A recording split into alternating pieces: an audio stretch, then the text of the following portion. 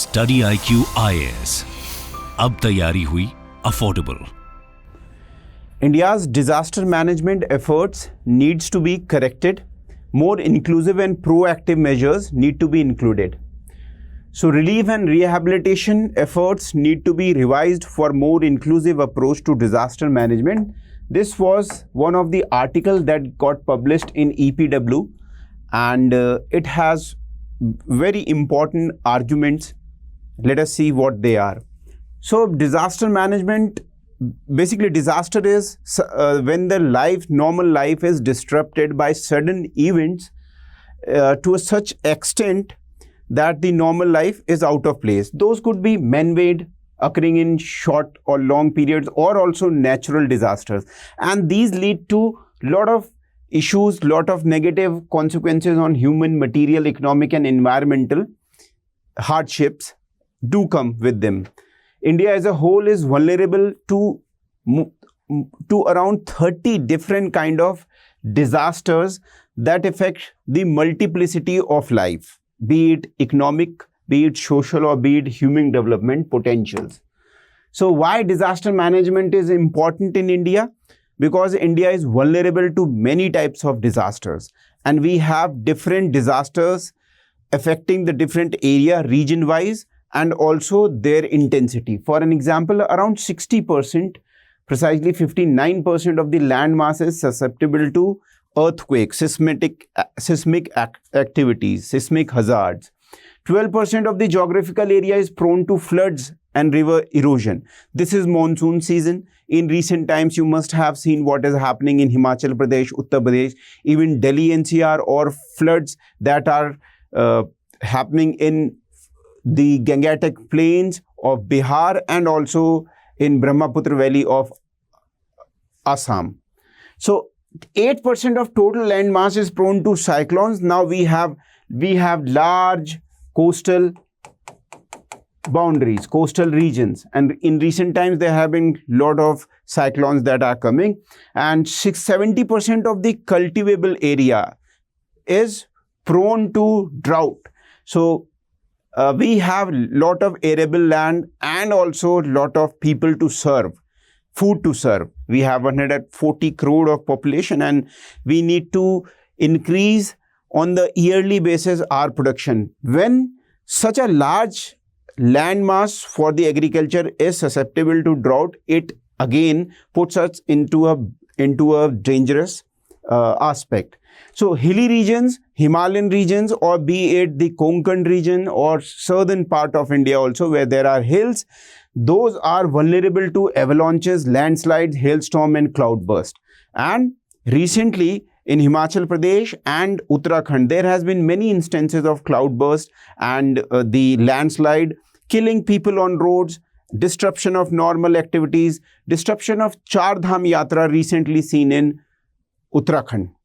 So public administration optional is starting, a batch for it is starting from 24th of July 2023.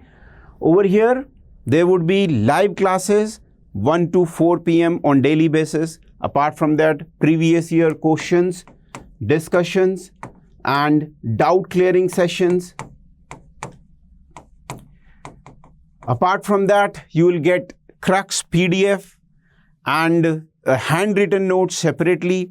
Then there would be the lot of discussions, as I have told you. So do enroll yourself into the batch using SC Live code, and you can avail heavy discount and get this course at just 15,999. So you all are welcome over here. So what are the inefficiencies that currently mark relief and rehabilitation work? So there are many shortcomings that we have. The article talks about some of the main pointers. Let us see what they are. So flaws in current rehabilitation. So more interventions, whatever are done on the behalf of the agencies, are more focused on organizations that are carrying those activities rather than the people. So people are missing in this aspect. It is more offices. It is whether it is by private, public sector, whether it is by state disaster management authority or district, or for that matter national.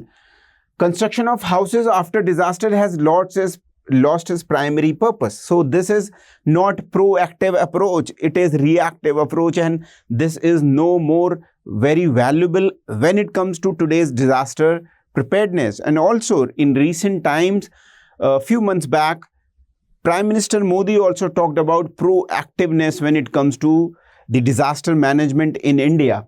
So downstream flooding and dams, another very easy solution for the stoppage of floods is the recommendation to build dams. So government official proposed dams and solution to downstream flooding, but these solutions are superficial and plagued by bureaucratic delays. Even if dams are sanctioned, they take decades to make. For an example, Tihri Dam, it finally got its working post 2000, year 2000, and started somewhere in late 60s. So there is a whole decades of delay. Apart from this, politicization of relief work. So relief work in itself is considered to be kind of a parental aspect when it comes to my baap culture, when it comes to the political parties which portray themselves as working for the people but actually taking mileage from it. So relief work has been increasingly politicized. Politicization की वजह से क्या होता है कि ability जो लोगों का दर्द है और उनको सर्वाइवल कराने में वो कम हो जाती है, जहां पर भी आपका डिजास्टर देखने को मिलता है.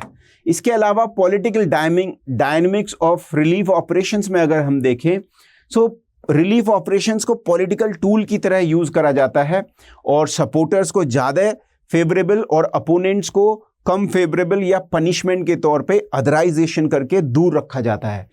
Dependency on relief can be advantages for politicians, क्योंकि ये क्या होता है कि बार बार डिजास्टर आने पे लोग पॉलिटिशियंस के पास जाते हैं और उनका एक बेस बनता है, इंटरेक्शन होता है, and they also are able to project their helping image. So this helps them. And well manage relief programme can delay discussions on long term solutions. So जो फोकस है वो धीरे धीरे लॉन्ग टर्म डिस्कशन से ना रहकर planning aspect से न रह के शॉर्ट टर्म मैनेजमेंट पे आ जाता है और वो जो पूरा फोकस है उसको अलग हटा देता है. So these are the another issues that come in.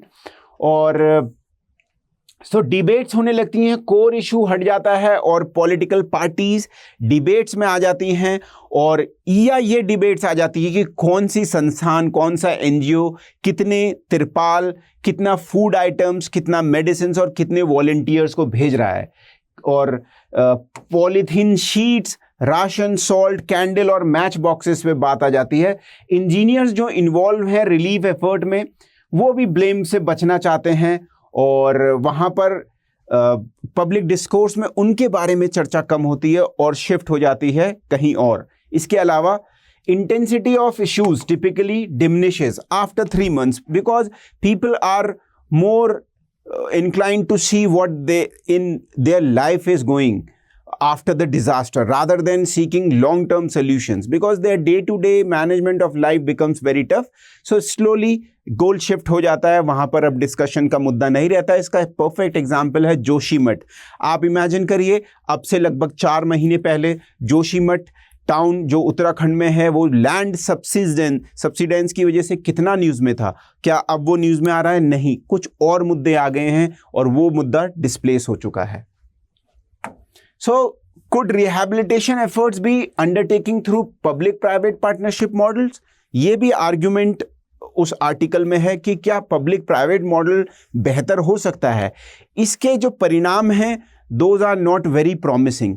There is a whole of a case study of Gujarat and the earthquake that struck there in 2001, और उसके बाद बहुत सारे एनजीओ और प्राइवेट सेक्टर एंटिटीज भी वहाँ रिलीफ मेजर्स करने आए, रिहैबिलिटेशन करने आए, परंतु वहाँ पर जो एक चीज़ उभर के आई है कि पब्लिक प्राइवेट पार्टनरशिप की कुछ कमियां हैं. एक तो रिस्ट्रिक्टिव व्यू लेती हैं, लैक ऑफ कस्टमाइजेशन है. इसका मतलब क्या है?